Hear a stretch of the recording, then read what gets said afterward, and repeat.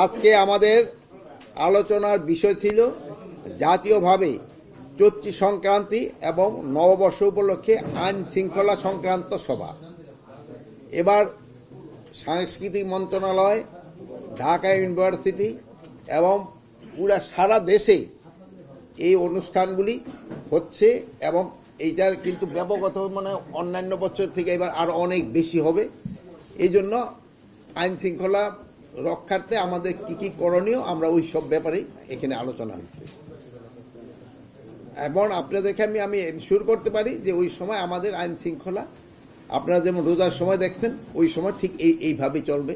কোনো ধরনের কোথাও কোনো ঘটনা যেন না ঘটে ওই সম্পূর্ণ ব্যবস্থা আমরা নিব। এখানে যে শোভাযাত্রাটা হবে এখানে আইন শৃঙ্খলা রক্ষার্থে, হাতির ঝিলে অনুষ্ঠান হবে এইটা, তারপরে রবীন্দ্র সরোবরে হবে এটা, এখানে হাতে নিতে হবে। তারপরে আপনার এই সকালে যে রমনা বটমূল্যে হবে এখানে কিভাবে নেওয়া হবে। তারপরে ঢাকার বাইরে বিভিন্ন জেলাগুলিতে উপজেলা লেভেলে হবে, এখানে আইন শৃঙ্খলাভাবে কীভাবে অনুষ্ঠানগুলি হবে, কোথায় হবে ওইগুলি নেওয়া হবে। তারপরে আপনার ওই সন্ধ্যার পরে একটা অনুষ্ঠান হবে, ওইটা ভাই হয়তো ডিটেল আপনাদের বলবো ওইটা কীভাবে আইন শৃঙ্খলা নেওয়া যায়, আইন শৃঙ্খলা ব্যবস্থা ওইগুলি ব্যাপারে আলোচনা।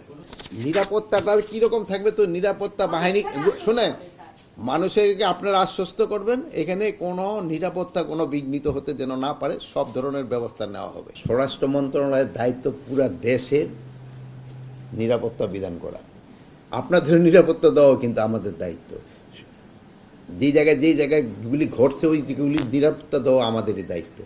এখন যেটা ঘটে গেছে ওই জন্য যারা এটা ঘটিয়েছে তাদের বিরুদ্ধে আমরা আইনানুগ ব্যবস্থা নিব এবং ভবিষ্যতে যেন এই ধরনের ঘটনা না ঘটে এই জন্য স্বরাষ্ট্র মন্ত্রণালয় ব্যবস্থা নেবে।